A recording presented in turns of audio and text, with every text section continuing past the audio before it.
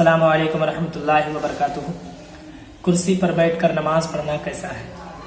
میں اکثر مسجدوں میں دیکھتا ہوں کہ کوئی نہ کوئی شخص ایسا ہوتا ہے جو کرسی پر بیٹھ کر نماز پڑھتا ہے، پوچھنے پر بتاتا ہے کہ گھٹنے میں درد ہے، اور بھی طرح طرح کی مجبوریاں بتاتا ہے اور کہتا ہے کہ اسی وجہ سے ہم کرسی پر بیٹھ کر نماز پڑھتے ہیں۔ تو کیا کرسی پر بیٹھ کر نماز پڑھنے سے نماز ہو جاتی ہے یا نہیں ہوتی ہے؟ اس کے بارے میں بتائیے۔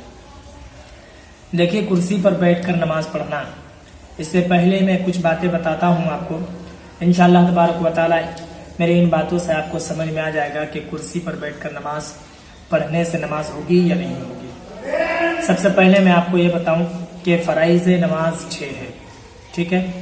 یعنی کہ فرائض نماز 6 میں سے پہلا فرض جو ہے، یعنی کہ پہلا جو ضروری ہے وہ یہ ہے قیام، یعنی کہ کھڑا ہونا۔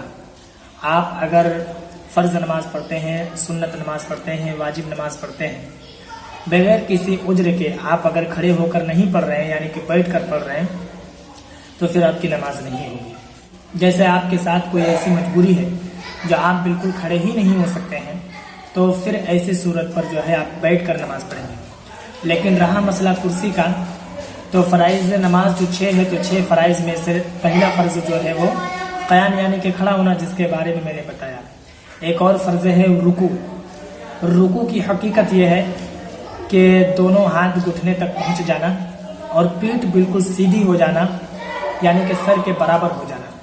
اس میں ایک اور فرض ہے سجدہ، اور سجدے کی حقیقت یہ ہے کہ پیشانی زمین پر جم جانا اور ناک کی نرم ہڈی زمین پر لگنا اور دونوں پاؤں کی 3 انگلیوں کے پیٹ زمین پر لگنا، یہ واجب ہے۔ انگوٹھے کے پیٹ زمین پر لگنا فرض ہے، باقی اس کے ساتھ 2 اور انگلیاں، یعنی کہ 3 انگلیوں کے پیٹ زمین پر لگنا، یہ واجب ہے۔ تو اگر آپ کرسی پر بیٹھ کر نماز پڑھتے ہیں تو رکوع جس طریقے سے جو میں نے بتایا، رکوع کی حقیقت، تو رکوع آپ اس طریقے سے نہیں کر پائیں گے، تو فرض جو ہے وہ آپ کی ذمہ سے ہٹ گیا، تو نماز نہیں ہوئی آپ کی۔ سجدہ، جو میں نے آپ کو بتایا کہ سجدے کی حقیقت کیا ہے، اور یہ بھی فرض ہے۔ اور فرض جو بھی ہے نماز میں، اگر اسے کوئی جان بوجھ کر چھوڑ دیتا ہے یا پھر غلطی سے بھی اسے چھوٹ جاتی ہے، تب بھی نماز نہیں ہوگی، اسے پھر سے نماز پڑھنی پڑے گی۔ تو اگر آپ کرسی پر بیٹھ کر نماز پڑھ رہے ہیں تو جس طریقے سے رکوع کرتے ہیں اس طریقے سے آپ نہیں کر پائیں گے۔ دوسری بات یہ ہے کہ اگر آپ کے ساتھ ایسی مجبوری ہے کہ آپ رکوع بھی اس طریقے سے نہیں کر پاتے ہیں، تو پھر آپ زمین پر بیٹھ کر پڑھیں، تاکہ سجدے کی جو حقیقت ہے، وہ سجدہ جو فرض ہے وہ ادا ہو جائے، آپ کے ذمے میں باقی نہ رہے، ٹھیک ہے؟